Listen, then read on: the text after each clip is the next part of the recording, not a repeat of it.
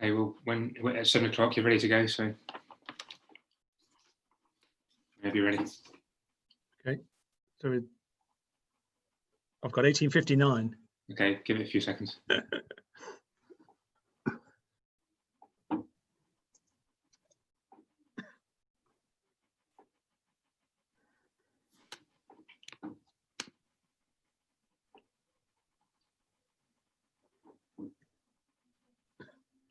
Okay, I've got 7 o'clock. And Angela Alder's just joined. Oh, good. Oh, that's good timing. She did time that very well. Well done, Angela. You timed that very well. Okay, then we'll welcome everybody to this meeting of the Audit and Governance Committee. Before we start, I thought it might just be worth mentioning the legislation that's allowing us to do what we're doing tonight, and it's the Local Authorities and Police and Crime Panels Coronavirus Flexibility of Local Authority and Police and Crime Panel Meetings Act, or regulations, I should say, that came into force in 2020. So really sort of catchy label there. Anyway, they came into force on the Saturday, the 4th of April 2020, and it enables councils to hold remote committee meetings during the COVID-19 pandemic period. This is to ensure local authorities can conduct business during this current public health emergency. This meeting of the Audit and Governance Committee is being held remotely under these regulations via the Zoom application and has been recorded and streamed on YouTube. Thank you. Okay, so that takes us on to the agenda. So for item 1 on the agenda is to receive any apologies for absence. I haven't been made aware of any apologies, Chairman. Yes, smashing. Thank you very much indeed. The next item, item 2, beginning on page 7 of the pack, are the minutes of the last meeting, which was held on the 28th of July. Are members happy to, that's the correct record? By the way, what I should have mentioned earlier on is if we could use the blue hand for questions, but for voting, if we just vote, sticking our hands up on the screen, if that's okay. So questions, blue hand, and voting, just raise your hand, and so one of the guys or I will see so that you've raised your hand. Thank you. So that's right. Thank you. We've got one hand up now. Councillor Huggins raised his hand. Oh, sure. Okie dokie. Councillor Huggins, you have a question? Please ask away. Just after the minutes are proposed, Chairman, I will abstain. It was my first meeting on the committee last time, and I watched on YouTube. But for clarity, as my presence wasn't recorded, I will abstain from this evening's vote on the minutes. Okay, thank you very much indeed for that.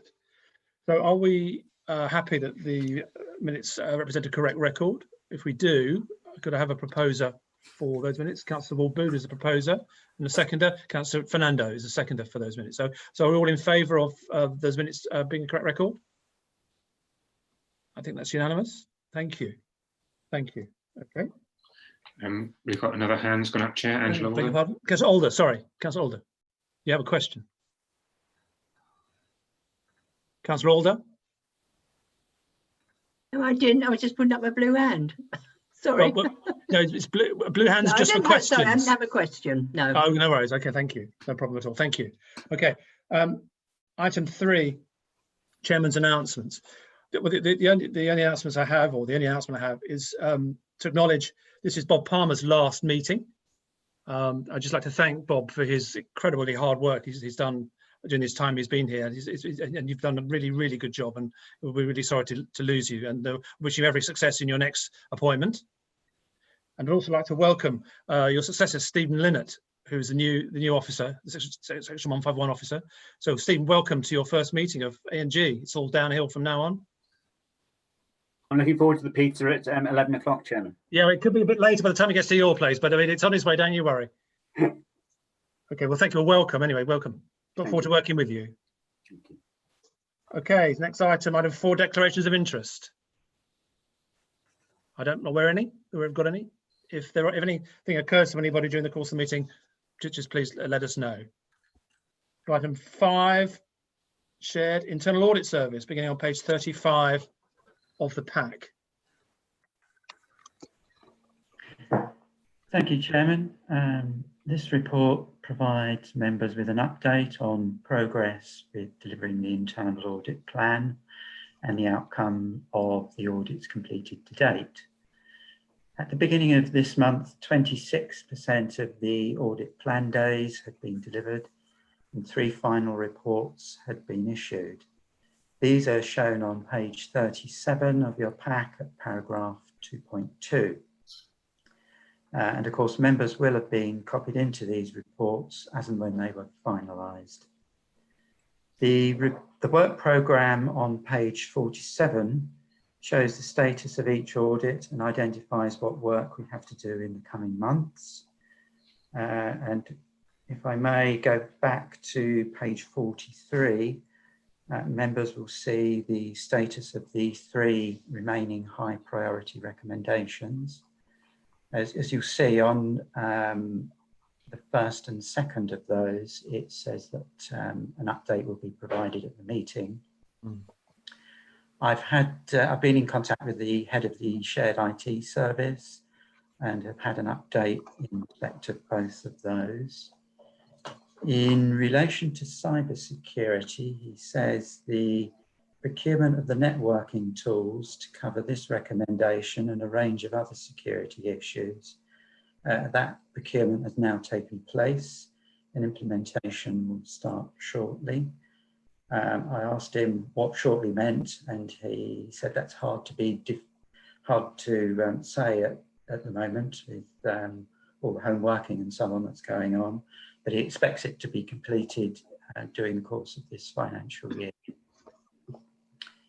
The second of the 2 relates to incident management and the council's ability to run 100% of its IT systems at one site whilst the other is either being taken down for maintenance or being subject to routine repairs and maintenance.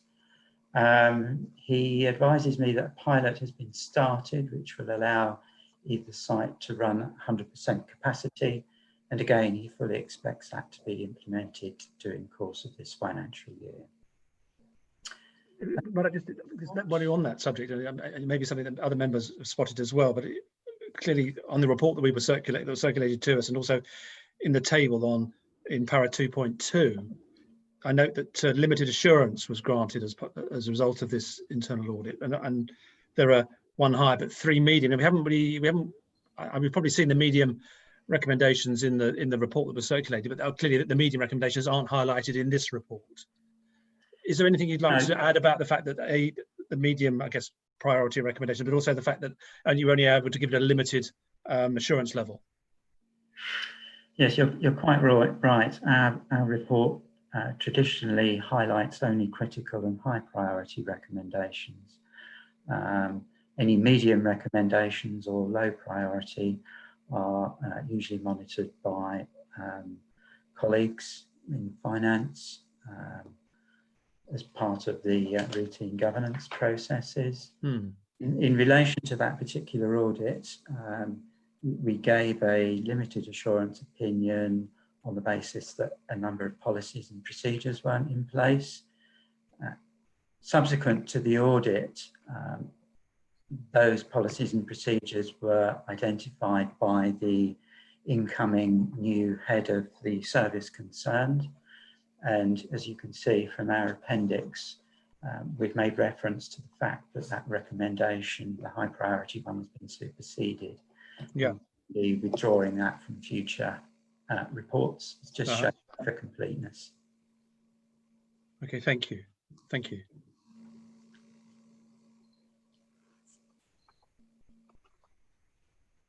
Are you ready for questions now? Yes. Oh, lovely. Any questions, members, on the report, the shared internal audit report? There are.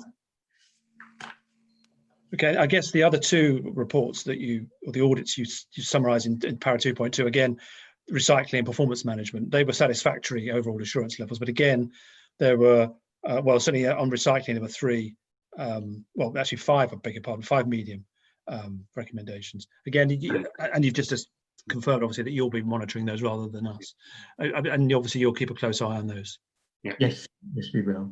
Chairman, we've got a hand up from Councillor Corp. Councillor Corp, yes, please do. Ask a question. Thank you very much, Chairman. I had a question which I think is touching upon the remark you've just made, actually. So I'm looking at appendix, hang on, Appendix B on page 46 of our pack, and it's relating to this information management recommendation. So it sounds like basically the information that was needed for you to issue an unqualified audit here was missing, but was found subsequently, if I understand correctly, this kind of register of information assets. But what I was a little bit concerned about is that this, about the kind of knowledge transfer for kind of staff coming in and going out, that kind of this information went missing for a period of time. And obviously it's great that it was found subsequently, but I wonder if we need kind of more robust knowledge transfer procedures in place to avoid this sort of thing happening in future, because it seems to me that, well, it shouldn't really be possible for us to lose such an important piece of information. I mean, perhaps I've misunderstood this, but maybe you can comment on that. No, if I may, Chair, yes, you're quite right in what you say. The policies were found after the audit had been completed, and I think the head of Legal and Democratic Services was newly in post, so he hadn't had an opportunity to get fully up to speed on where everything was. So I think in the normal course of things, yes, that knowledge transfer would take place, but I think it was as much to do with the timing as anything.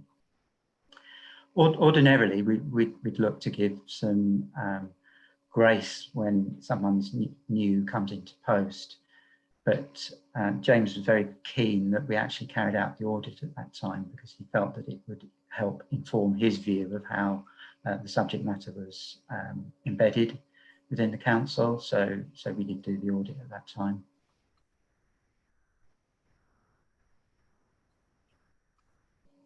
Okay, okay, Councillor Court, thank you. Okay, thank you.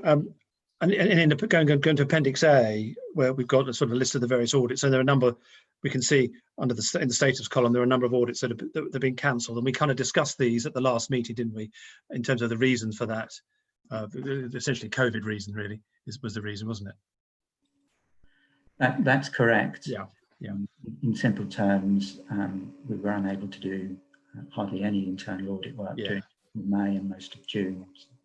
And I think we noted last time that the Grange Paddocks and Hartham Leisure Centres would be carried out by the external auditor as part of their work. That's correct. Yeah. So is that what form will that take then in terms of the result? Was that part of the year-end audit, or will it be a separate piece of work? I can't remember exactly how you explained that. I don't have full details. I don't think it's as part of their year-end work. Mm-hmm. My understanding is that that they're looking at the procurement process. And Bob is waving frantically, so he may be able to correct me. If I can assist, Chairman. Oh, please do. Thank you. You'll see when we get on to the report from our colleagues at Ernst & Young. Yeah. As part of their value for money work, they were looking at the major capital projects, and I think Grange Paddocks and the documentation and the way the project is being managed was covered within that review by them. I see. Okay, thank you. If I could just provide a little additional detail in response to Councillor Corp's question as well. I think the handover arrangements for James Ellis were more difficult because Alison Stewart had left the authority some time before James was actually recruited. So whilst there was still some contact, I think in that particular instance it was more difficult, as I think Jonathan Gill was covering that service for a period of time as well. And just to offer members reassurance that Stephen and I have had a 2-week handover.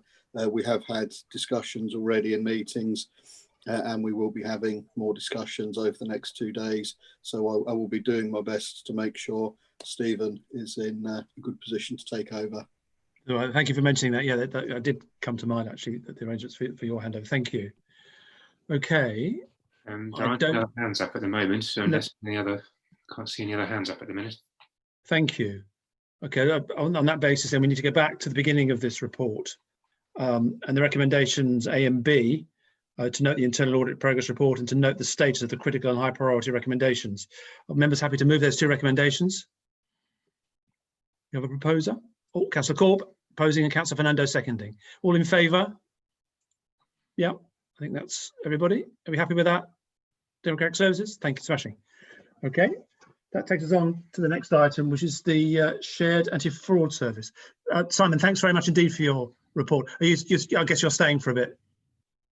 Yes, if that's okay. I'd like Of course, yes, indeed. Yeah, thank you very much indeed. Thank you. So let's go on to shared anti-fraud, beginning on page 49. Good evening, Chair. Evening. Good evening, Chair members. I'm Nick Jennings. I work for the Shared Anti-Fraud Service, which is a shared service that the Council was a founding member of in 2015. SAFS provides a counter-fraud function for this Council and a number of others across Hertfordshire and Bedfordshire. And my report covers all the counter-fraud activity at East Herts Council in the current financial year and follows on from reports earlier this year in May and July, with my final report coming back to this committee in March 2021. So the Shared Anti-Fraud Service provides a variety of functions for the Council, from helping to develop policies and processes to deter fraud, providing fraud awareness training for staff and members, promoting the use of data and data analytics to prevent and identify fraud. We issue public and internal communications to help deter fraud.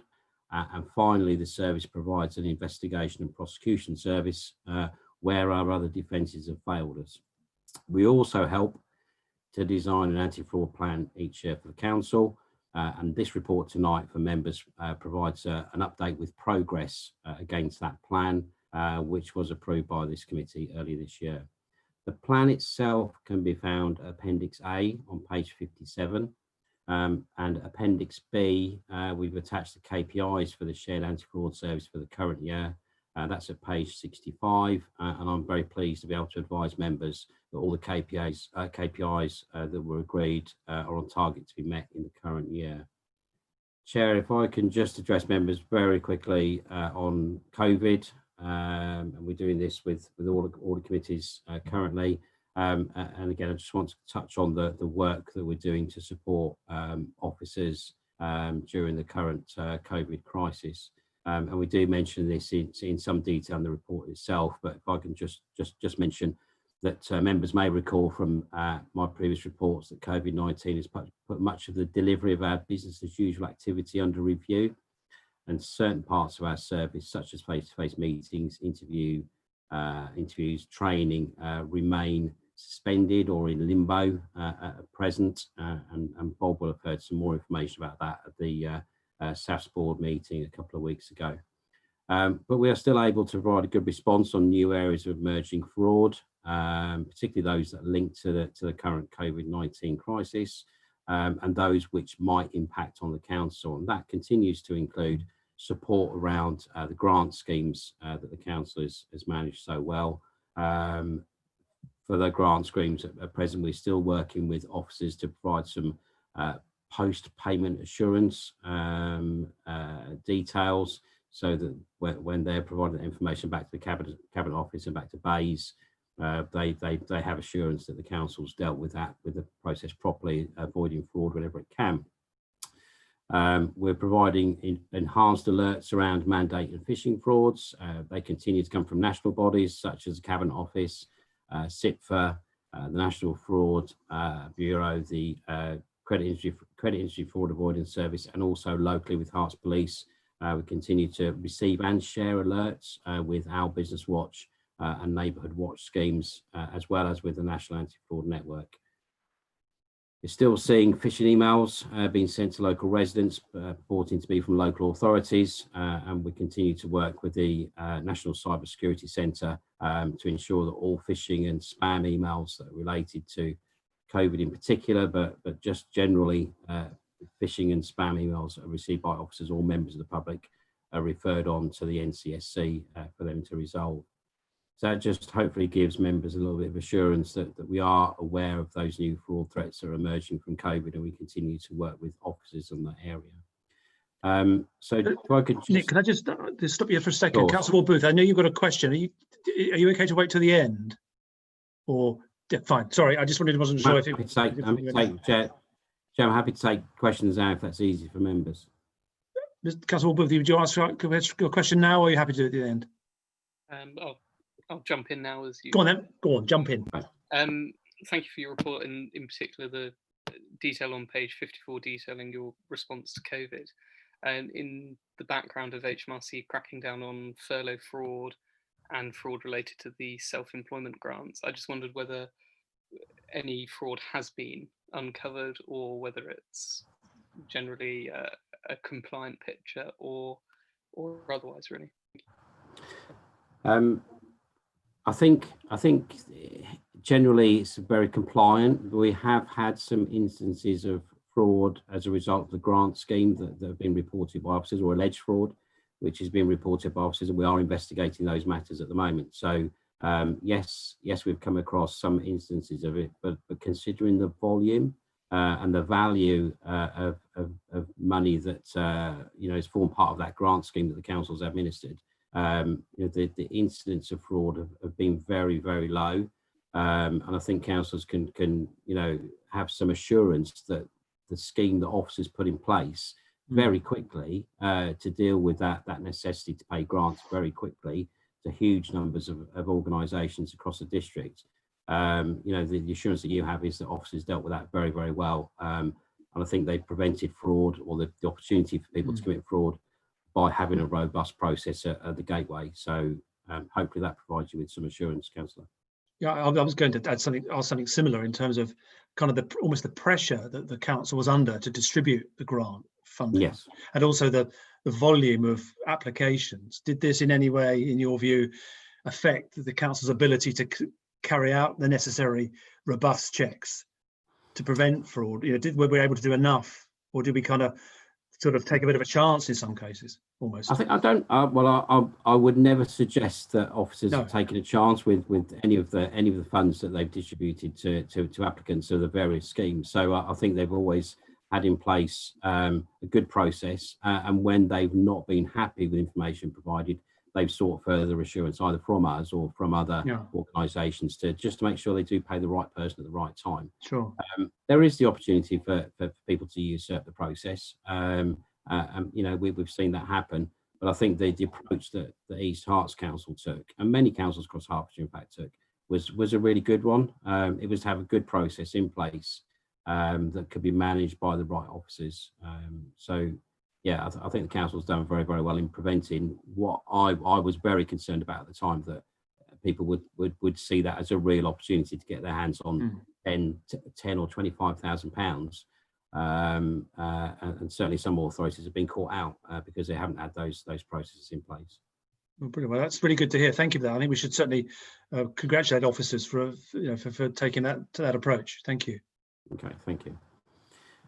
If I could just return back to my report on section 2.4 at page 51, the SAFS officer that normally works for East Herts Council, that's Hayley Fraser, she actually went off on maternity leave in February this year.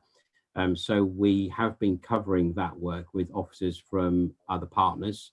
It was our intention to bring an officer across and then backfill that officer's post whilst Hayley was on maternity leave. However, it's actually been quite difficult to recruit someone at quite short notice during the ongoing COVID issue. So we've really struggled to find a replacement for Hayley specifically, but we have covered all of the work by moving other officers across, either from North Herts Council or from Luton Borough Council, where we have 3 officers. So we've picked up a little bit of slack with those officers coming in, and again working with council officers to make sure that we're able to provide an effective investigation work since March. Certainly a really good response, and that's worked really well.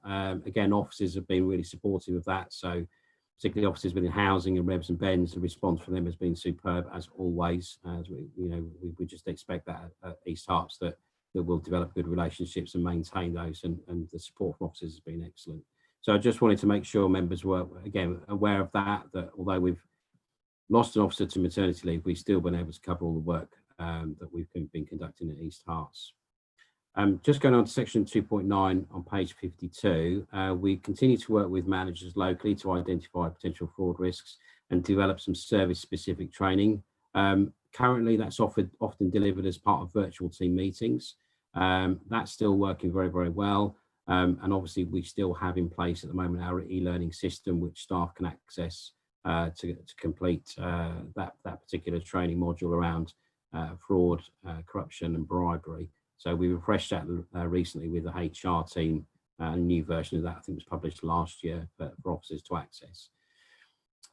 Just still on page 52, section 2.10, we mentioned there the level of alleged fraud being reported to the council so far this year. We had noticed earlier this year, and I think I might have mentioned this in my previous report, a slight dip in the number of allegations or referrals that we're receiving between March and July. That was no great surprise to us really, because the public was obviously diverted by everything else going on with COVID, and obviously officers themselves were reacting to COVID and working in a new environment, working from home. So we did see a little bit of slip in the number of reported frauds coming into the service. And as a response to that, we commenced a campaign, a fraud awareness campaign in August this year, using social media. That campaign reached over 350,000 residents across the county. It saw referrals double across the partnership as a whole during the period of the campaign, and hits on our webpage increased from around, we usually get between 90 to 120 hits on the webpage a week, which is quite low. But during the period of that campaign, we saw hits on the webpage rise to over 700 each week. So we see that as being a really, really successful campaign. It's picked up referrals again. We sort of developed that campaign around the, what did we use? We used the fraudsters aren't on furlough strapline, and then pushed out tweets and Facebook messages through all of our local authority contacts. I say it was really successful in the number of hits that we had. Just continuing again on page 52 at section 2.12, since I wrote the report, we have now closed off a number of fraud cases, fraud investigations. We identified losses and savings combined of around £26,000. That's quite low for us, but as I mentioned earlier, some of our cases have pretty much come to a full stop at the moment. We're not able to proceed with those, but we do have from our live caseload at the moment estimated values of potential fraud or savings of between £250,000 and £300,000. So there's quite a lot of work building up for us to work through once we return to something approaching normal. And then on pages 53 and 54, again, I gave the members sort of more detailed information about those fraud risks that we've identified as a result of COVID. And on page 55, members will find details of the proactive prevention counter-fraud work that the Shared Anti-Fraud Service and the council officers are working on at present, or have got planned to deliver this year. And Chairman, that's my report. I'm happy to take any other questions that members might have. Thank you very much indeed. Are there any questions? I've got one to start off actually. On in para 2.7, you mentioned International Fraud Awareness Week, which is due to be in November. So what kind of goes on there? Can you give us a little bit of colour about that? Yeah, it happens every year. It is, as it says, an international piece of work. I think there's a number of organisations behind that, and what we do is we tend to piggyback on that campaign because the press, because it's international, it's quite big. The Cabinet Office, MHCLG, they support that work as well as DWP and HMRC. So what we tend to do is piggyback on that. We use their publicity, we use their links and the announcements that they produce, but drive it to our web page and your web pages to make it relevant for local residents. So it's just something that we do each year as a campaign to raise awareness, and it's to raise awareness for the public as well. It's got that, it isn't just about protecting the council, it is about encouraging the public to protect themselves against fraud as well. Thank you. In para 2.10, you know, the bar chart with the orange bars, you know, who is reporting fraud. Yeah. At the risk of asking a daft question, proactive, is that what just explain what what that means? Proactive is where we've undertaken some sort of data analytics, data matching work. That quite often produces lots of outcomes for us. From that, we will pick cases that are suitable for investigation. So that's where we've actually identified fraud as a result of our own work, rather than reacting to allegations coming into the service. And how is that number kind of developing over time? Do you see that number, that bar would be growing over time, do you think, as you become more sophisticated in your sort of ways you look at these things? Maybe it depends on the resource that we have available to look at. We do lots of data matching, which is dealt with administratively. So I mentioned somewhere in the report, the National Fraud Initiative. So this is a huge initiative where the council will be sharing its data with the Cabinet Office and all the other councils across the country in October, November this year. The results come back February, March next year, and most of those are dealt with administratively. They're minor issues, or it's data quality, or it's just systems that need to be updated as a result. Where fraud is identified, that becomes our work. So that comes into the service.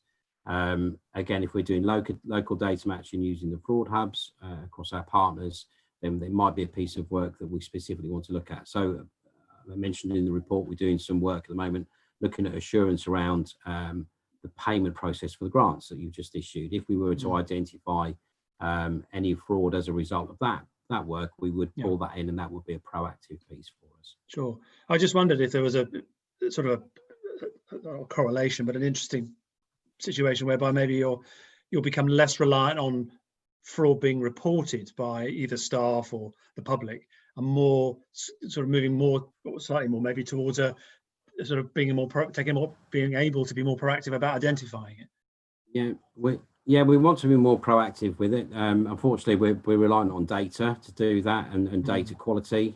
So it's a tool in our toolbox, but we rely on officers, and we rely on the public as well to inform us where they suspect something. So it is a tool. It's there, and we will use it when we think it's appropriate.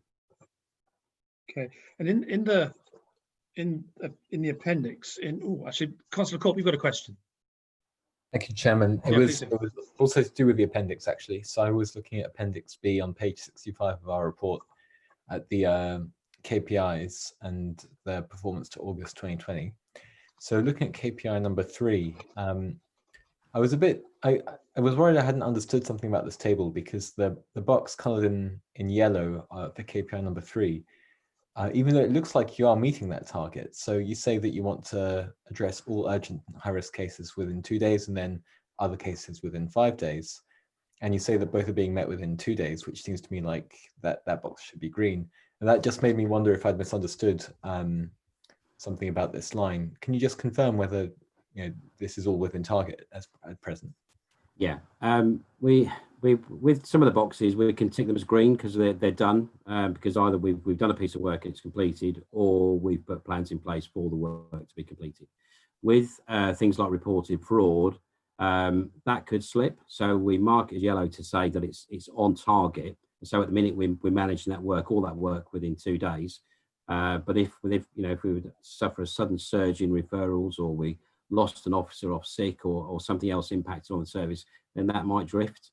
So we use an average over the year, so we're still within that 2-day parameter that we've set for ourselves, even for the normal referrals coming through. But that could change. So what I don't want to say is we've hit the target. We're keeping that one under review each month. Thank you. And just a follow-up question, actually, from what you just said. So you say you meet them on average within 2 days. So obviously the average is great that the average is there, but does that mean there are some cases where this target is missed, and potentially by some amount? Presumably there's a tail in that distribution. I mean, would you say that, like, what is it, like 60%, 90%, 95% of them do fall within the 2 days, or is it or is there a bit more leakage? That's a great question. I'll go away and get the answer to that, Chairman, if members would like to see that. What I can say is any urgent referral that comes into us is turned around within 2 days. Every single one of those is dealt with, and hopefully Bob will confirm that matters that are referred to us by him are picked up within that 2-day cycle. the 5 days, I'm not going to say it now publicly, but I know that we're actually hitting much, every referral we come in is dealt with within a week of it being received. But I can go back and get the granular detail on that if that would help. Thanks. That's great to have that understanding. Thank you very much. Thank you. Under budget, I see that our fees are going up slightly to 83,000 odd within 2021. I mean, I think we should recognise that. I think that still represents good value for money in terms of we were identifying savings and also fraud costs essentially that kind of exceed that number. That's again, you see that in the annual report, Chair. At the minute, so we're slightly behind on where we'd expect those figures to be. That's simply because we're a victim of COVID at the moment, or our work certainly isn't, and how we can conclude some of those investigations. But that's obviously a matter for Bob and Stephen as well now, as board members. Sure. And under staffing, you make reference to the SAFS data hub and also the Hearts fraud hub. And I think certainly the fraud hub, I think we've discussed at previous meetings. And I think that appears later in your kind of KPIs. Where are we with that? Because I know that was still under development, I think, the last time we spoke. And it is at the moment. We've been speaking to James, and I'm sure Bob will hand this over to Stephen as well as a project. That it's moved forward in that we've now had conversations about how we would implement that at East Hearts Council, but it's still in our obviously in our sights at the moment. It's something that we need to resolve with officers locally. Okay, because I think when that's up and running, I think that's something that will be an additional cost of the council, won't it? I believe. Yeah, well, the cost for East Hearts will be somewhere around £4,000 a year for the fraud hub. Okay. Can you just remind, especially for the new members of the committee, what the fraud hub is designed to do? Yeah, just very briefly, what the local authority has to takes part in a mandatory exercise every 2 years, which is provided by the Cabinet Office. It's called the National Fraud Initiative, and what that does is it sucks up a huge amount of data from local government and other sectors as well across the UK. The Cabinet Office then spend between October and February every second year crunching that data and coming back and reporting where they think there is potential fraud in those systems. So the data that's released by East Hearts Council will be its housing waiting list, its staff payroll data, council tax data, benefit data, licensing, so a whole range of data sets. And what the Cabinet Office are looking for is fraud by linking various data sets. And they run a whole number of rules across those data sets during that 4 or 5 month period over the winter. And then they come back to us and say, here, we think we've got some issues. A lot of the issues are identified false positives. So it will tell us that Nick Jennings works for Hertfordshire County Council and I might get a pension from Essex County Council. So is that right? Or is I don't get a pension from Essex Council, to be clear. But it would pick that up and say, this is something that needs to be addressed. Doesn't mean it's a fraud. It just means there's a potential fraud. So it needs investigating or looking into. Now, what that does is it does that really, really well. It does it every 2 years. It takes a snapshot in October and it gives us our results 5 months later. Well, 5 months later, we've quite often found the fraud or fraud's already come to light already. So the data is already out of date by the time we get it back.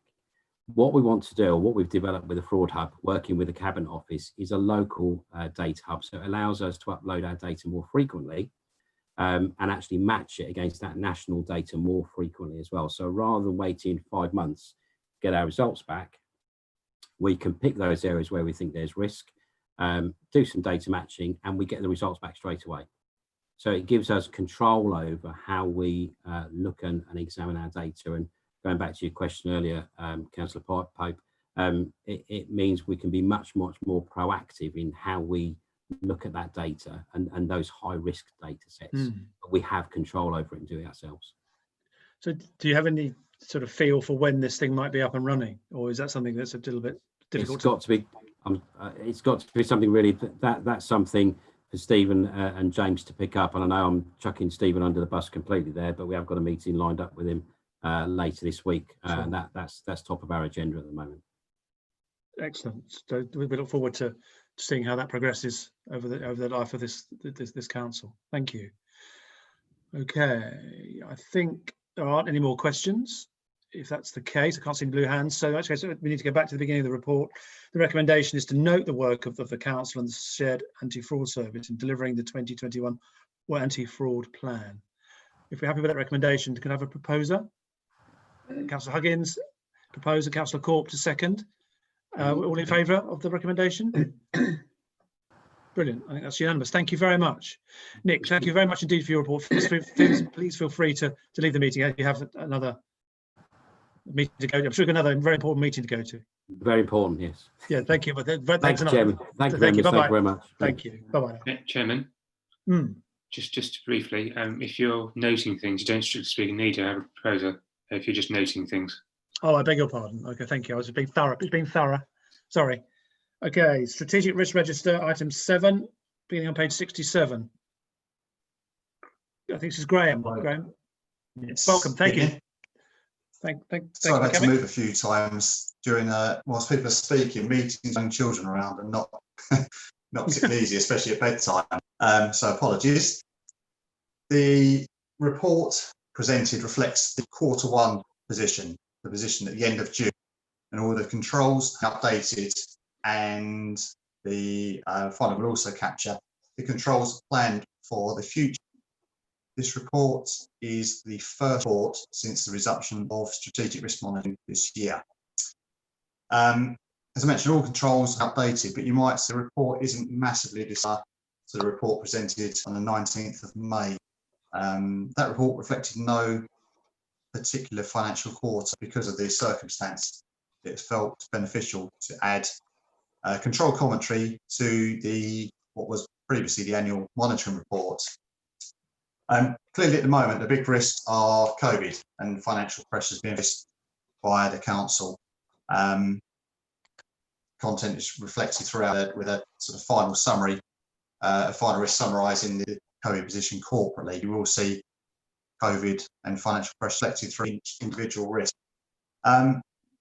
Members will be aware that major projects are continuing despite the current pressure with limited impact at this stage. As well as controls, all heads of service team are asked to review the risk descriptions and the scoring.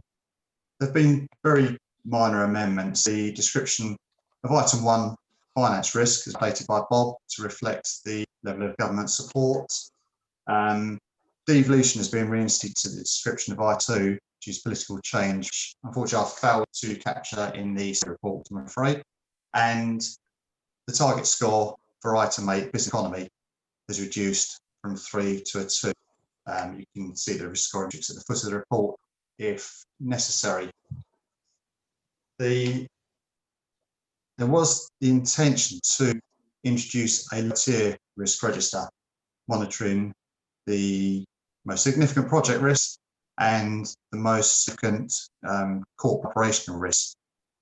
That is no longer proposed by the leader team. That's a change since the report, due to a separate project risk report being submitted by Ben Wood's team. So that's just one amendment really from the previous report submitted. And so who would see that? Does anyone have any questions on the content of the register or the? So sorry, the point you just made about the second risk report. Forgive me for butting in. Second tier register. Second tier. Yes. Who would see that? Is that who would see that? The senior management team would see that. That would have been monitored by the leader team, yes. But so would that come to this committee? To place all risks onto Pentana performance software. So members would have been able to view risks on that software. But leadership team, leadership team, leaders education really with the report submitted by the education stream policy team. So do not intend to receive a separate report from me. Right. Okay. Are there? So, Councillor Stowe, you would like to take questions now, Graham? Yeah, of course. Yes. Sorry, I can only see Baker. No, that's all right. I wasn't sure if we're at that point. So we've got Councillor Stowe first, as has a question. Yeah, thank you. On page 72, we talk about the EU nationals that are registered, and only half of the ones have been registered. Have we any plan how we can make sure? Because it's not long to go now, really, is it? I don't know. I could take that up with Ben Wood and then report back separately to the committee. I think that's the best. Yeah, I'll make a note of that. Thank you. Because it's quite a small number, really, isn't it? Yeah, Ben has updated. So should be accurate as at the end of June. You will see quite a movement, I expect, when the Q2 report is submitted, particularly around the progress of Brexit, the sort of move towards a potential second lockdown. So you will see, I think, quite a few amendments, more so in Q2 than in Q1, to be honest. But I will take Ben Wood anyway. Thank you. Councillor Stowe, is that okay? You could have a supplementary with that. Fine, okay. Councillor Huggins, I think you have a question. Yeah, thank you, Chairman. I think it was just covered there briefly at the end. I think in the report there's a couple of instances where it refers to restrictions lifting, and obviously that's now the actions of the last couple of days not the case. There's one particularly on IT and the use of virtual meetings, which is clearly going to stay around for a long time. And there's also a point in Appendix 1 at point 4, which is to do with staff. There's a sentence in the last column about staff turnover reducing, and I think it's short-sighted to say it's necessarily just about pay. In this climate, there will obviously be some concerns about staying where staff are safe and are secure in a job rather than risking moving and being the last person in. So we should be aware that the turnover would naturally fall. I'll take that back to the head of HR. I seem to recall turnover rate being higher, considerably higher than 9% previously. I'm pretty sure that's correct. So, but I will take the comment back about COVID, and thank you, and make sure it's captured in this report. So are we? Is that going to be form part of our recommendations to take? Because the recommendation is any further action to take. So do we need to note that as part of our recommendation, Peter? Do you think, or indeed, Will? If there's going to be any actions recommended, you do need a proposer. If there aren't any, then it's just noting it, but it depends what the members want to do. So, yeah. Okay. On the come back, Chairman, I wasn't necessarily proposing any additional work or any changes. I just think it is short-sighted in the way it is phrased at the moment, that the pay is the reason for the reduction in turnover rather than job security factors currently. So it's more really just... Yeah, no proposal, just need to take a slightly wider view. Okay, thank you. Okay, on that section, I wondered, so this is number 4, isn't it? Number 4, capacity and skills to deliver services. And we've got a likelihood of 3, but an impact score of 2. And I just wondered if you could give us a bit of why you think, because I wonder whether that ought to be a 3. I don't know, but I just wondered if you might be able to give us a bit of an explanation as to why you think it's a 2 and not a 3. Okay. I expect it's looking at the scoring matrix at the foot of the risk register. I suspect it is the significant fall in service quality. It wouldn't be considered a catastrophic fall or failure in service quality. So I think it's, with the scoring criteria, there's a financial threshold, there is a reputation threshold, and there's a service quality threshold. And I think that it meets the service quality threshold, that there'd be a significant fall, rather than, it wouldn't be a minor impact, but it wouldn't be catastrophic failure either. So but I guess think that is what, so I believe that's where the head of HR is coming from. Does that make sense?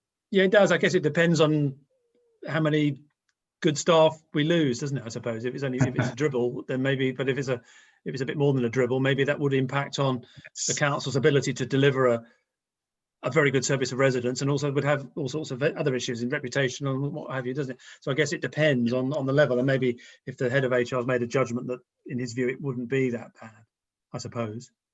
And there are, I think it's been previously reported that there are services that have had recruitment difficulties. I think some of the professional services in particular.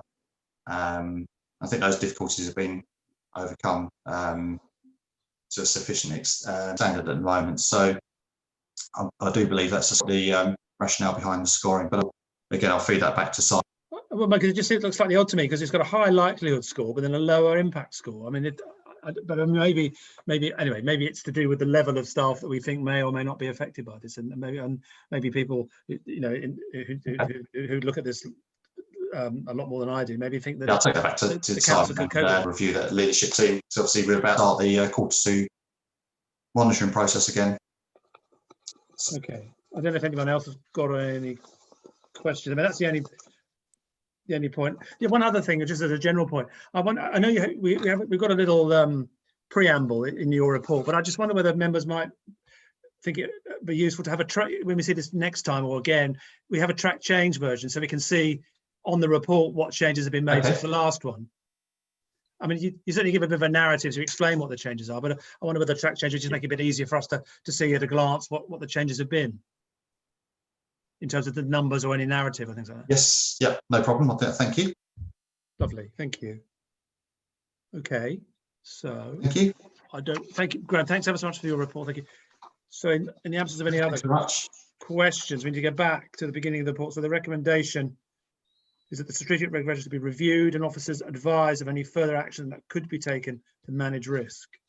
Well, I think we've come up with a few comments, but I don't think we've got any actions that need to be taken to improve the management of risk from the council's point of view. Councillor Huggins has raised his hand, Chair. Oh, Huggins, sorry, Councillor Andrew Huggins, sorry, please do.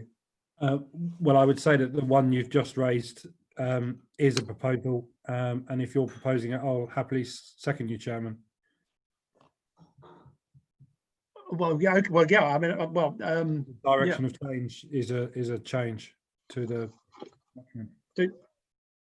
Okay, then what we should do then, I guess, is ask Graham maybe to go back to the senior leadership team with a question or a slash proposal that the figure in the current impact score should be a 3 rather than a 2. I was talking about your last about the direction of travel and amending it so that becomes part of our reports. You mean the track change? You mean? I'm sorry, I beg your pardon. I misunderstood. Well, I think that's not really that's just a way the report's presented, isn't it? Really, rather than anything that needs to be put in a recommendation. Do you think? Maybe just make it clear which bit you're talking about, so it's clear. This is I think Councillor Huggins was supporting my point about in future any changes made to this report that come to us should be track changed. That just seems like a comment in terms of how reports are. It's like a presentational issue almost, isn't it? Yeah, that's not really an action in terms of managing the risk. Sorry, my fault. I misunderstood. I don't think we need to incorporate that into the recommendation then. Okay, so as far as the recommendation is concerned, I don't think there are any actions that need to be taken. Pardon? Just receiving it, basically. There's nothing. Yeah. Okay, so in terms of the recommendation as it stands, do we have a proposer? Not strictly needed, Chair, if you're just receiving it. Oh, we're just receiving it. I do beg your pardon. So we're just receiving it. Sorry, Councillor Order, very quick off the mark there. Thank you very much for that. But we're okay, we just need to receive it then. Thank you. Graham, thanks very much indeed for your report. And you've got a couple of little things just to go back to your colleagues with, and we look forward to hearing the results of that. Thank you. Will do. Brilliant. Thanks very much indeed. Thank you very much. Graham, you're very welcome to stay, but I'm sure you've got bedtime stories to read.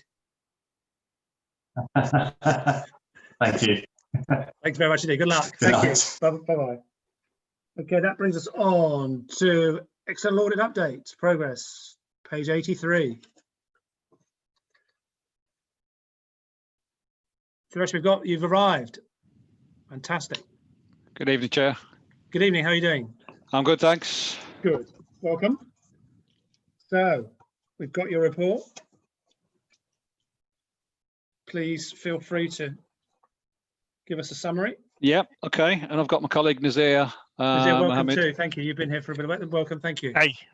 Hello there. Hi. So I think if I give you a bit of a summary and then Nazir can just update you on a couple of things and then we'll talk about next steps. So you'll see from the date of the report, 8th of September, that we issued this a couple of weeks ago and things have moved on in terms of where we are at.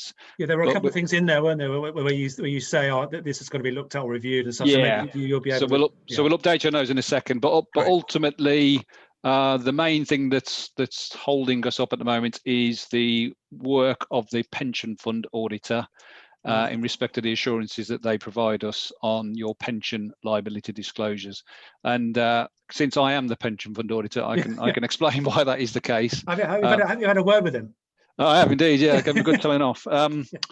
So pension fund audits this year for all local government, and I do 6 for my sins, have been very challenging. One, because of the impact of COVID-19 on the valuation of what we call level 3 investments, so those kind of harder to value investments like private equities, and trying to evidence the valuation of those at the 31st of March, given that COVID-19 was at its peak, I suppose, in terms of impact on the markets. It's proven quite challenging. I saw the bit about private equity. Is there much exposure to private equity in a local authority pension fund? There is, depending on the pension fund, and there is at Herts County Council. So ordinarily, we would rely upon some estimation techniques which would be reasonable. Is that like, do these things like IPEV guidelines and things like that? Is that what they valid in line with the IPEV, the guidelines contained in the IPEV? It's a combination of either fund manager valuations of a certain type of private equity or some kind of other derivative, and where we might need to engage our own expert to give us some assurance as well. So it's far more complicated this year than it has been. And then the second issue that's taken up a lot of time, again, this is national in terms of pension funds, is because all pension funds had a triennial valuation. I'm sure you're aware of, as at 31st of March 19, actually. The pension fund auditor has been required to carry out a significant amount of work on membership data, because it's the membership data that the actuary then uses to inform their valuation of the pension fund liability. It's a large sample that we are testing, and we are, in some cases, asking for data on members who have been pensioners for a number of years, and the data is archived away somewhere or is no longer available. So that combination of those two have meant that the pension fund audit has prolonged more than we would anticipate. But I am anticipating that work will be concluded over the next 2 weeks, which will allow us then to be able to conclude on your audit. So that's a kind of overarching summary. But can we take you to the executive summary? I'm looking at the version online, which doesn't seem to have any page numbers for some reason, but I think it's page 7 of the report, which has got status of the audit listed there. And I was just going to ask Nazir to just update you on the status, because like I say, some of those things we've now completed. Thanks, Resh. So in terms of the status update, so we, at the time of drafting the report on the 8th of September, we had a couple of things outstanding. Since then, in terms of property valuations work, where we engage our real estate specialists, that has been concluded yesterday. So we are done with our property valuations work. In terms of pension, as Suresh mentioned, we are just waiting for the pension fund audit to be concluded, so to support our audit procedures. We have received updated actuarial report on pensions, and as a result of revised numbers, there has been an adjustment of 1.9 million, which is being adjusted, which we'll cover in a minute on that. The other key outstanding is bank confirmation, which we are waiting for. So it's just our internal process, so we are just chasing on that. So hopefully by next week, we'll get the confirmation back from the bank on that. In addition to that, we just need to finish up a couple of our internal procedures to conclude on the statements, and we need to perform the subsequent review procedure and get the signed management representation letter to conclude on the audit procedures. Moving on to the audit differences on the same page. In terms of the audit differences, we had one unadjusted audit difference, which relates to the group accounting. This is further explained on page 101 of the agenda pack. The background of this adjustment is in terms of accounting for investment properties, the movement should be recognized in the P&L, whereas in the subsidiaries account, it has been recognized as the asset revaluation reserve. So that didn't comply with the accounting standard. Therefore, there was an adjustment of 100K. As we discussed with the management, and it's been concluded that it's not material. Therefore, we are leaving as an adjusted audit difference, which will appear under the management representation letter. Yeah. In addition to an adjusted audit differences, we had 2 audit differences, which are already being adjusted in the accounts. The first one relates to pension funds. With regards to this one, as a result of updates on MacLeod case updates, management obtained revised actual reports, and the revised actual reports showed a drop in pension liability by 1.9 million, and management decided to adjust that. And the second one relates to property valuation. Our specialist identified an error, which has nothing to do with the judgment. It was sort of a human error, and as a result, the number for the car park has been adjusted by 1.1 million. Before Nazir just gives you a quick summary on the value for money conclusion, which I think was worthwhile, I just want to pick up on another couple of points on that page. And you recall from when we gave you an update at the last committee in terms of the impact of COVID on the audit, that there was 2 areas which potentially could lead to what we call an emphasis of matter paragraph in the audit report. The first of those was around the valuation of your investment properties and the material uncertainty that your valuer had reported because of the impact of COVID-19 and the volatility around the market. Yeah. We've completed that work, and we will be included in a paragraph in our audit report. And just to be clear, that's not a qualification or a modification. It is purely, as it says, emphasising a matter to the reader of the accounts, which we think is important. And we think it's important because I think your investment properties are about 20% of your total property asset base, which we think is significant enough to warrant that emphasis of matter.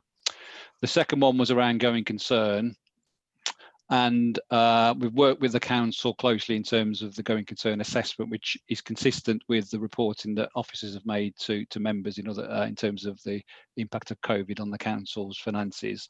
As a result of that assessment, which we thought was really well done, and then the associated disclosure in the accounts, you'll see actually the financial impact on the authority isn't as significant as it is in other councils, and as a result, we're not intending to do an emphasis of matter. We don't think that's a significant disclosure to have to emphasise.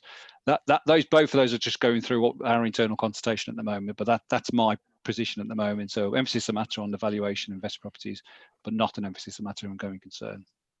Is that covered in note 3 in terms of the council's kind of how that the valuation of property? Yeah, I think in note 3 there's a reference to the valuer's material uncertainty. Okay. So Bob, do you have anything you wanted to say at this point about the two areas that Suresh has just mentioned, or you don't really need to add anything at this point? No, nothing to add at this point. It's a fair summary from our external audit colleagues. Yes, I mean, also we've seen your note that precedes the accounts, which is a bit later in the pack, and that kind of covers a lot of the points that Suresh has just alluded to, doesn't it? And indeed Nazir's noted too. Thank you. Chairman, I believe Councillor Alder wishes to speak. Oh, sorry, Councillor Alder, I do beg your pardon. Thank you. You're on mute, Councillor Alder.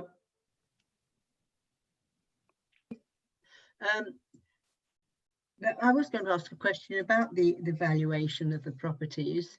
Do you have any sort of inclination as to the variation? Is it going to be massively reduced or just fractionally reduced? Have you any sort of feel for the rest of the markets across the country as a whole?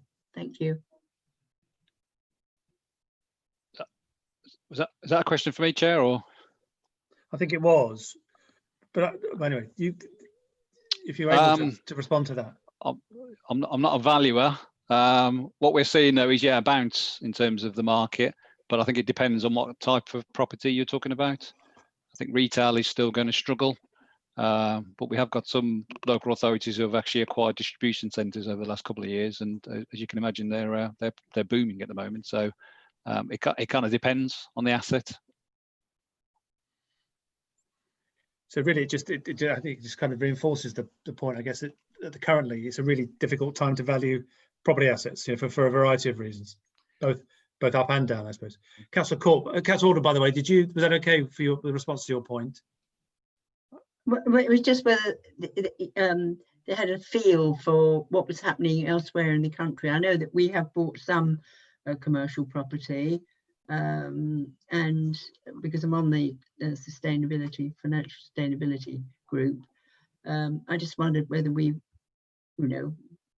look at going forward. I think we will recover if we are making a bit of a loss at the present time. I'm sure that it will come right eventually. I hope. I think that. Well, thank yes. you. Thank you, Councillor Corp. I think you had a question. Thank you, Chairman. Yes, I had a question on the section in our pack on page 123 about the fee analysis. So we heard last time that there was this referral to an outside body to determine the scale fee, and I was looking on this table, and I guess there's not been any word yet from the external body about what the scale fee should be. Is that correct, or has that been fixed now? I think it's still out for their decision, Bob. Also, actually, I think that's the case. No decision has been taken yet, I don't think. PSA are still deliberating over the scale fee. Yeah, thank you.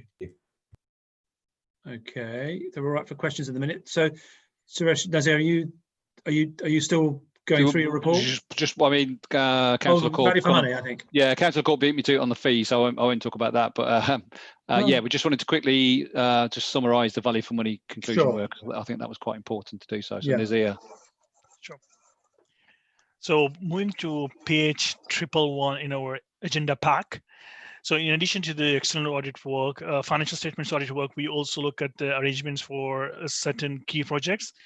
Moving on to page 112, at the time of planning, we identified capital program as a significant risk. And if you look at the second half of the page, which is the second section, we focus on certain questions on that. Questions A to F, like that, for the key areas where we focus. And in terms of the projects, we identified Old River Lane and leisure centers in the theatre as a key capital programs, where we look at the whether management made the right decisions and whether the resources are being deployed in a sustainable manner. So in terms of our work, we haven't identified any significant issues around that. Okay, thank you. So we were going to stop there, Chair, and happy to take any further questions. Thank you. As you mentioned about bank confirmations, you're waiting. I mean, because we're just, Bob, I think we're just a bit, are we a bit, we should we not have had those, should they not have been produced by the bank by now? I mean, are you happy that we'll get those in time?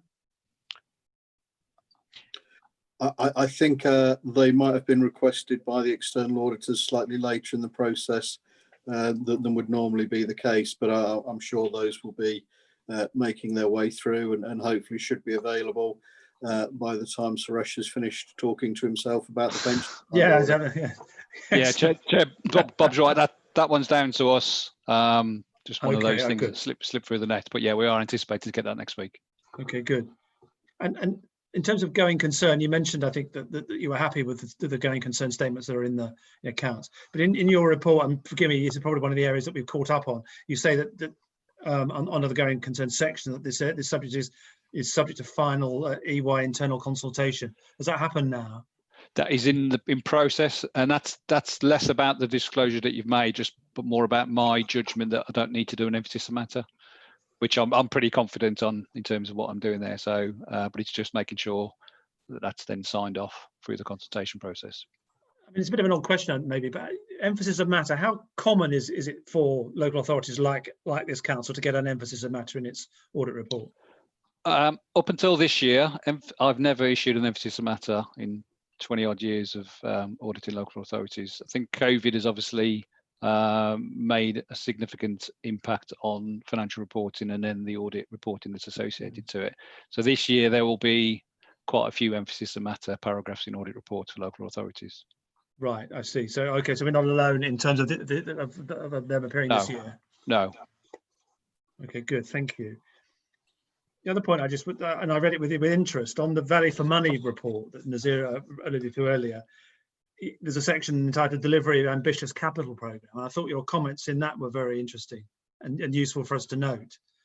The last sentence, given the significance and importance of these decisions to the authority's strategic, operational and financial priorities, the effectiveness of the governance and risk management arrangements related to this project are crucial. And that's certainly something that this council will need to place very, very, very close eye on.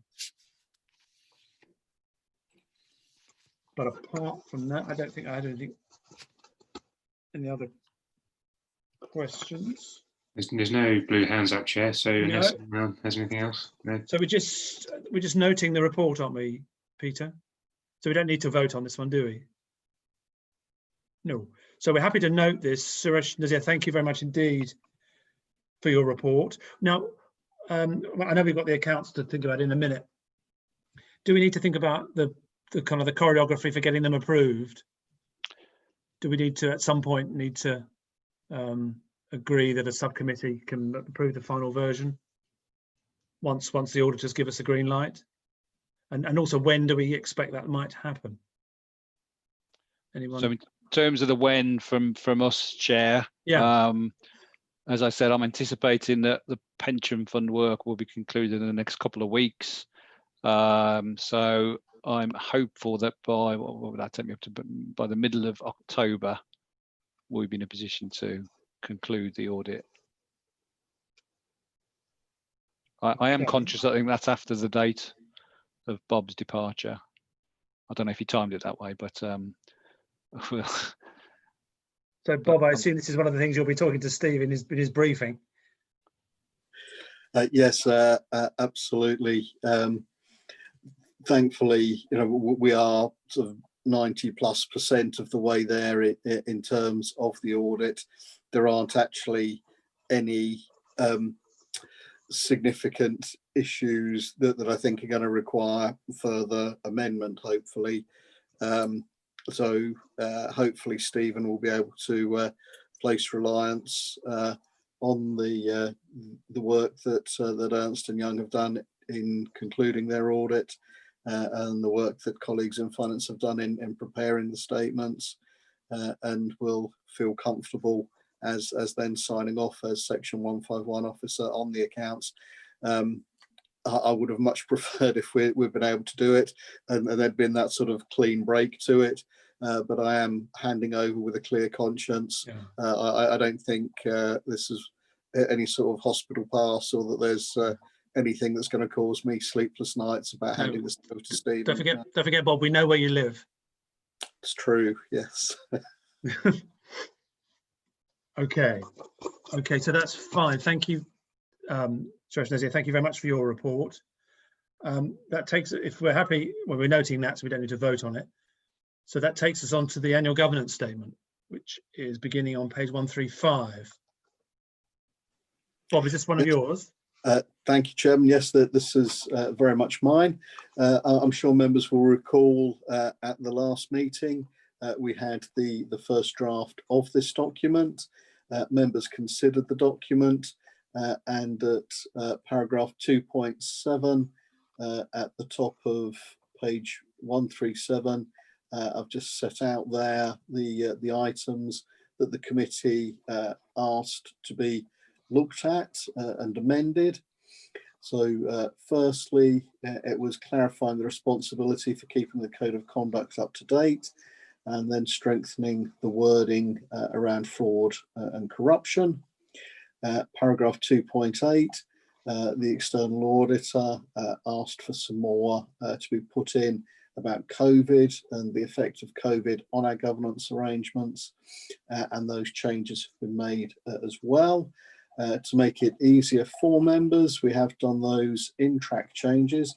So if you go to page 143 of the agenda, You will see the first change halfway down page 143, where we've made it clear that it's the monitoring officer who keeps the codes of conduct up to date, with any suspected breaches being investigated by the standards subcommittee. Then in terms of toughening up the wording around fraud, the additional sentence on the next paragraph, that the council will not tolerate fraud or corrupt behaviour in any form and will take whatever steps are necessary to prevent it. And then if we go to page 148. Bob, can I just stop you there a minute? You know the first amendment under the table. Yeah. Where it says it would begin the monitoring officer keeps. Yeah. I think in my version it says the monitoring officer keeps codes of conduct up to date. Yeah. Are you meant to refer to it as plural rather than as in more than one code of conduct? I think there are separate codes of conduct. I think there's one for officers and one for members. Oh, fine. Okay, I wasn't sure whether it was plural or singular. Thank you. Thank you very much. That's No fine. problem. Thank you. Yeah. So page 148 has got the additional wording around COVID, and that's just providing assurance that whilst the impact has been that we've had to conduct meetings differently, it hasn't interrupted or caused serious issues around the conduct of the council's business. Simon mentioned earlier that there has been an impact on the SIAS work programme, and that it wasn't possible to conduct those internal audits for a period of time, and that has led to a reduced programme, but it is still a programme that should prove adequate for Simon to be providing us with assurance opinions, both on financial and non-financial systems, as part of this annual governance statement for the next set of accounts. So those are the amendments that members of the committee and the external auditor asked for. So the annual governance statement is just back for you now to hopefully be satisfied with those changes and with the completeness of the statement now. Thank you, Bob. Thanks so much indeed for that. Are there any questions on the draft that we've got before us and the amendments that have been made following the comments made at the last meeting? There's a look there. There are. Councillor Alder's got a hand up there, Chair. Oh, beg your pardon, Councillor Alder. Thank you, Chair. Under Principle G, we're not now the audit and governance. We've changed our name. That needs to be amended within the document. We're now audit and governance. I think I haven't got the wording exactly in front of me, but oh, indeed, yes, it says says audit and governance and not. Chairman, if I can assist, yeah, the wording in the annual governance statement reflects what was in place for the 1920 year, which is the period covered by the accounts and the annual governance statement. We changed our name after the year end, didn't we? I think. All right. Right. Okay. So next year you will see that update made. Yeah. Okay. Thank you. Nice try, Angela. Okay. So I think the recommendation is to approve the annual governance statement. Is that right, Peter? I haven't got a recommendation to hand for this one. Yeah, you'll need to approve this one, Chair, so a proposer and a second is needed. Councillor Alder propose and Councillor Ward-Booth to second. Those in favour? I think that was unanimous. Thank you very much. Bob, thank you very much indeed for that one. That takes us on to the statement of accounts.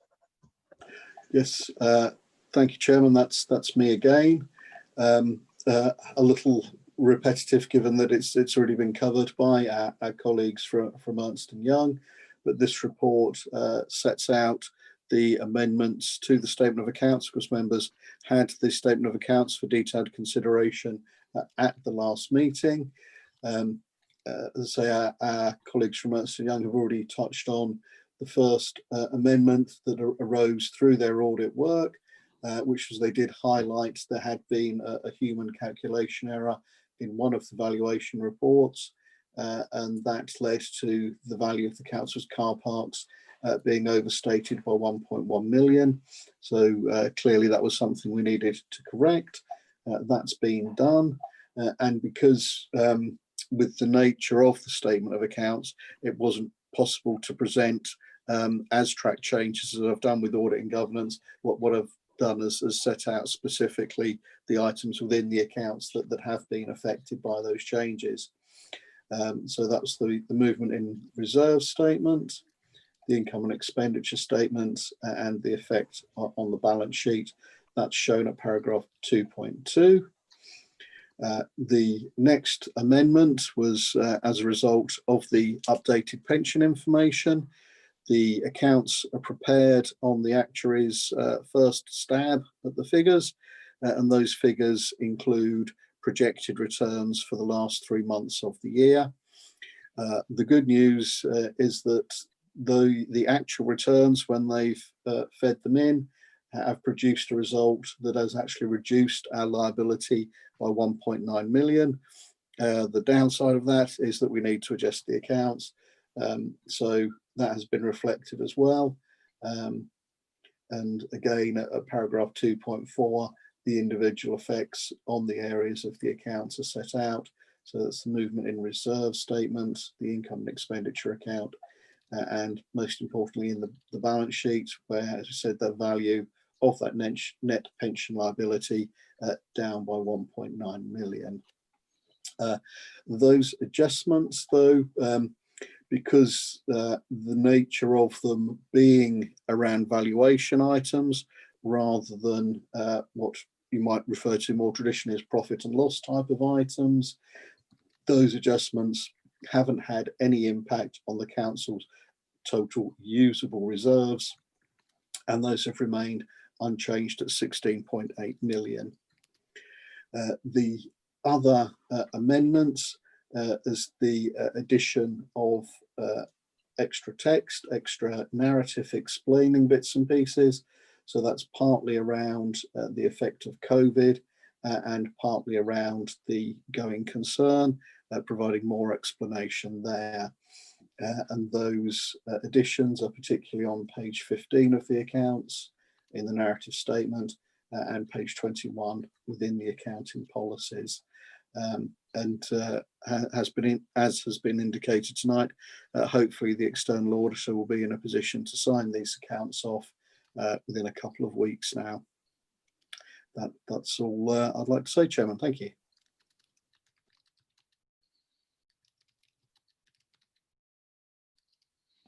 Bob, thank you very much indeed. Councillor Wall-Booth, did you have a question?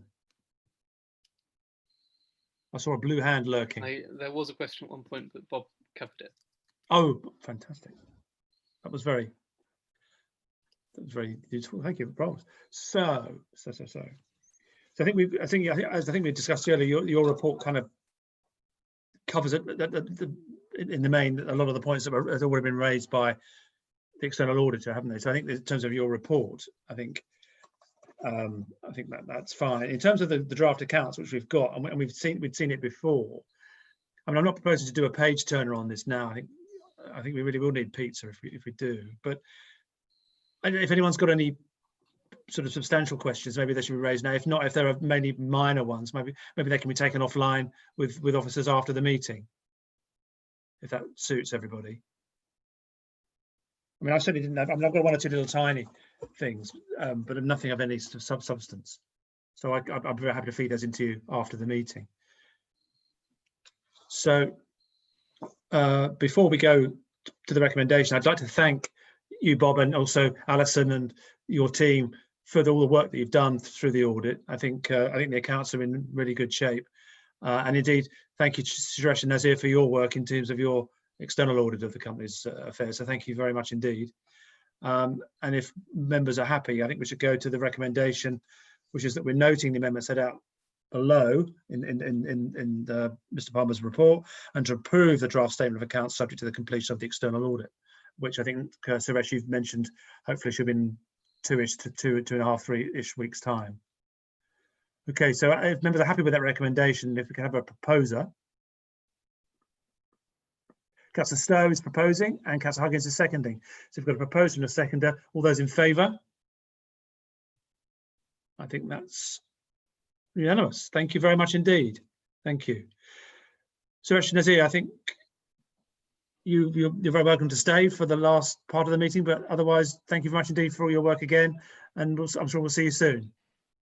Thank you. Then that brings us to the quarterly corporate budget monitor, which I think this is you again, Bob, I think. I think Alison is going to do this one, Chairman. Oh, Alison, Alison, sorry, forgive me, sorry. No problem, thank you, Chair. So the report shows the 2021 forecast outturn position as at Q1. The main points to note in the report are a forecast overspend of £100,000 against the revenue budget and the predicted carry forward of £100,000 against the capital budget. So table 2 on page 271 shows the forecast outturn against net cost of services, showing an overspend of 1.7 million currently. These mainly relate to additional costs and reduced income streams as a result of the pandemic. Yeah. Also shown in the central column of the table is forecast grant income of 1.3 million.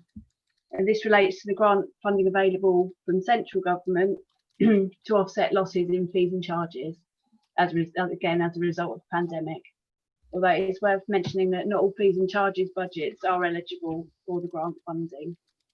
We've got a return due back to central government later this month of our first position of our losses for fees and charges, so we'll be in a better position going forward in Q2 monitoring to update on that. So significant variances in net cost of services relate to, there's been some reduced rental income and some reprofiling of income, which has been done in consultation with several tenants, and delays in meeting the financial sustainability policy where we've not been able to acquire any properties.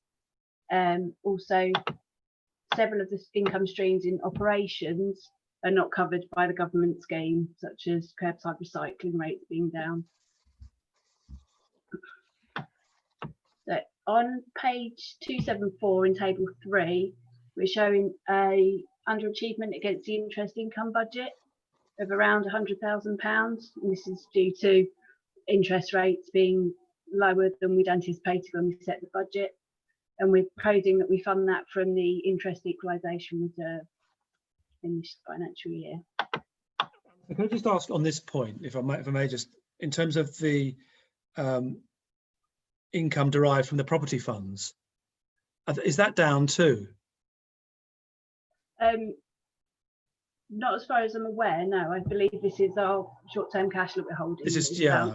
Yeah. So do you think that the income being produced by the property funds is kind of holding up?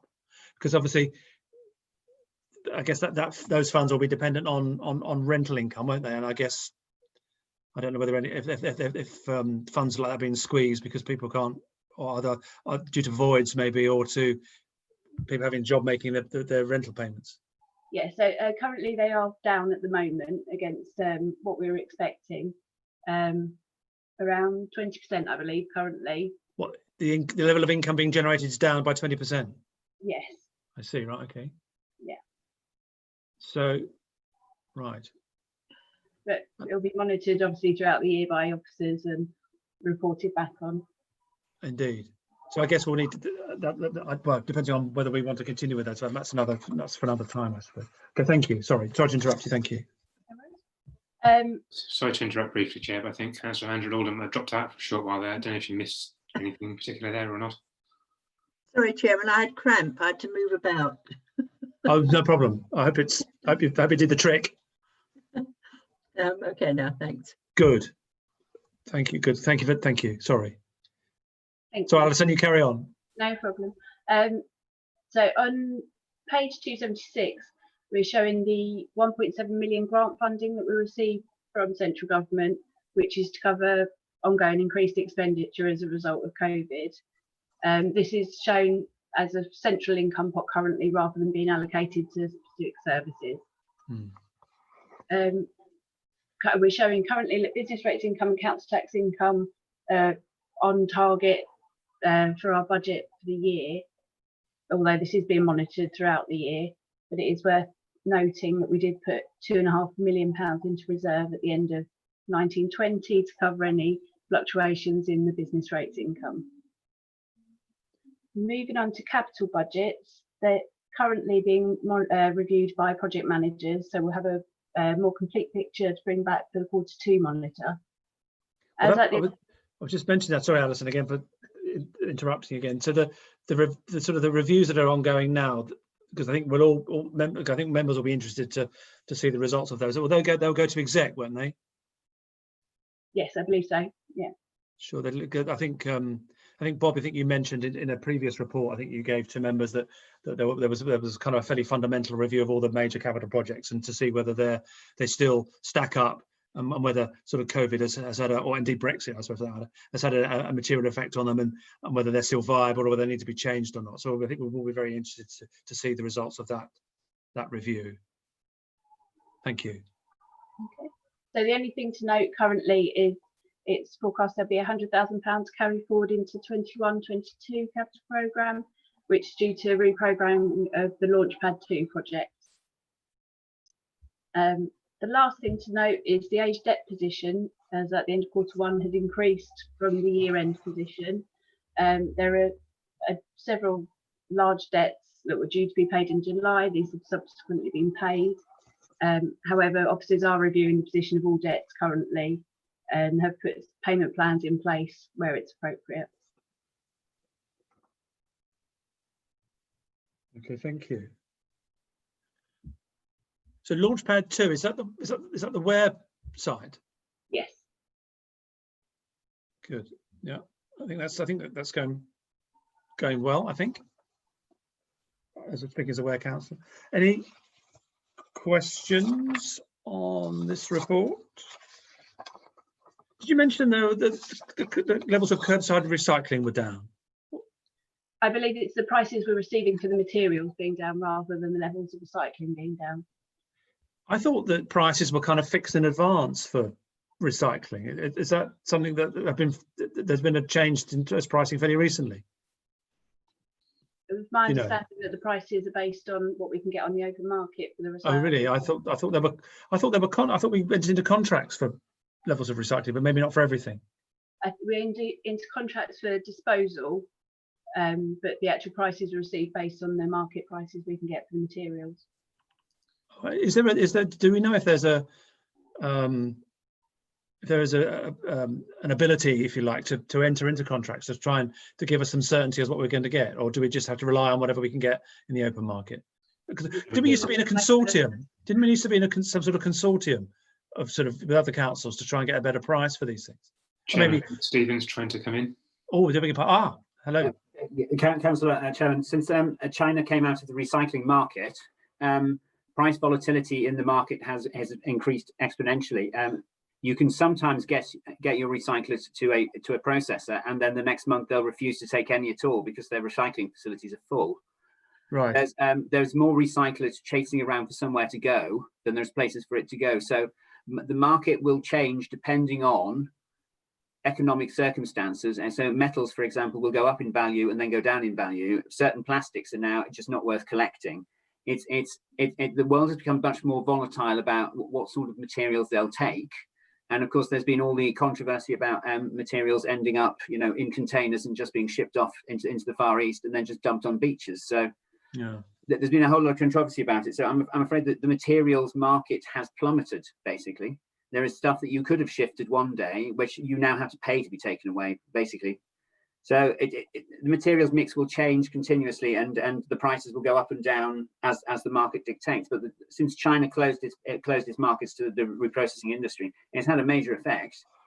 And in this country, we generally speaking don't have that many reprocessing plants, and most of it goes into the European Union, sure, which it may not do from the 1st of January.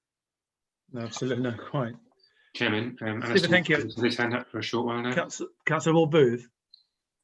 Councillor Ward Booth, please do. Thank you, Chairman. Just a question about page 283 of the report, which contains the information about aged debtors. Just really, could we have some more sort of flesh on the bones on the type of debt that is. I note that sort of 30% of it is over a year old. So if we could have some explanation of what type of debtors that encompasses, and the steps being taken to get payment, and if you have it to hand, what's our sort of average lockup period? Thank you. Thank you. On that one, I'm happy to come back with a breakdown of the areas that make up the periods of debt that's outstanding, which is probably easier to do in a follow-up, I would say, if that's okay. Thank you. Is that okay, Councillor Warburton? I think, yeah, a detailed list would be very helpful afterwards. But in terms of just a general overview, is it lots and lots of small debtors? Is it one or two big debtors, et cetera, et cetera? Just a sort of brief overview of what that amount of debt relates to. Isn't a decent chunk of it relating to a claim that's pending, and they're waiting for a decision on that claim? Is it to do with business rates? No, I don't think so. The majority of it is small debts. Sorry, Bob, did you want to? I think it does include a significant debt in relation to the shared leisure provision with one of the schools within the district, and there has been a lot of difficulty around that, and I think that's now being pursued on a contractual basis through arbitration, but that will likely end up in the courts at some point. I think that's a couple of 100,000 on that one. I think the position has also moved on since we produced these debt statistics. I know in particular there was one large Section 106 debt outstanding of some £238,000 that's now been cleared. So I think there has been some positive movement since these figures were produced. But yes, we will be happy to produce some more detail and come back and report that to members. Didn't the external auditor do some work on debtors as part of the audit? I think I remember there's a section within their report about the debtors, I think. So I think they did look at them, the profile. That's right. As part of the standard audit work, that they look at how we are recovering debtors and the processes we've got for managing debtors, and make sure that the provisions we've made against the debtors are adequate in view of the recoveries after the year end. And yes, if you go back and refer to the external auditor's report, they were happy with the processes around the management of debt and the provisions that have been made against those balances at the year end. Thank you. Okay, so I think so. Alison or Bob, you guys will come back with a sort of breakdown. Perhaps it would be quite useful if you could circulate that to all the members of the committee. Is that okay, Councillor Warburton? Then you get the information. Thank you. Thank you for your questions. A good one. Thank you. I wonder if I could ask about council tax collection. Do we think that in terms of debtors, I suppose, the people owing council tax, do you think, are we sort of forecasting an increase in council tax default, if you like, as a result of COVID and maybe people's sort of employment prospects as a result? I think it's inevitable, Chairman. I was speaking to Sue Tarrant a bit earlier today, and what she's saying so far is that we haven't seen a dramatic increase yet in terms of local council tax support cases, but of course the furlough scheme is only just coming towards an end now, and I think once that scheme does come to an end, and if we see more redundancies across the district, then probably yes, it will be more difficult to stick with the levels of council tax collection that we've achieved in previous years. Yes. Okay, thank you very much indeed. Thank you. Councillor Huggins, you have a question? Just a follow-up on that point. What will be the speed of getting that information out on the council tax default indicators to members? how long after a spike will we be informed? I think Sue's team do produce quarterly collection statistics, so it should be evident fairly rapidly after a quarter end if the movement and the collection rate has deteriorated.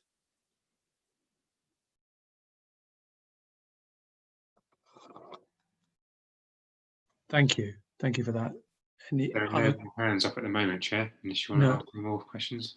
If there aren't any further questions, we go back to the recommendation. There are two recommendations at the beginning of this report. The first one is to the net revenue budget forecast overspend of £100,000 in 2021 be noted, and that the revised capital budget for 2021 is 73.985 million, of which 100,000 be estimated to be carried forward to future years. If we're happy with those recommendations, anyone happy to propose them? Councillor Walbooth to propose, Councillor Fernando to second. The proposer and a seconder. Those in favour? I think that's unanimous. Thank you. Thank you very much indeed. Alison, thanks so much for your report. Thank you. And thank you as well, Bob. Thank you. I think that brings us to the work programme, I think. On that, Chair, I think the best thing to do is obviously approve it once you get to it. But if there's any things members want to add or change or move around, best thing to just to let Will know so we can minute it and then he can tell Lorraine that after. Okay. Okay, so over to members really. Okay, so we've got slightly different format. So we've got overview and scrutiny on one side and audit and governance on the other. So I think we've had it, it's been in our hands for a while. Are there any comments, additions people would like to make to it? Or we're happy, or indeed are we happy with it? I think we've got the items I think that we thought we would be looking at. Data retention is on there. Yeah, it was Councillor Walbooth, that was your suggestion. So I think James Addis is going to give us an update at the next meeting, I think. So it looks like we're happy broadly with the work programme. Pardon? Seconder to get it approved. Yeah, so if we're happy with the programme, if we have a proposer for that. Councillor Alder, Councillor Walbooth, a second. So we've got a proposer and a seconder. Those in favour? Are we all in favour? I think we are. I think that's unanimous. So there's nothing to change on the work programme. Thank you. So I think that brings us to a conclusion. There are no urgent items that I'm aware of. Well, members, thank you very much indeed for your attendance this evening. Officers, thank you very much. Will, Peter, thank you very much. Bob, Alison, thank you. In which case, I wish you all good night. Enjoy the rest of your evening. Thank you. Good night, everyone. Bye-bye. See you. Thank you.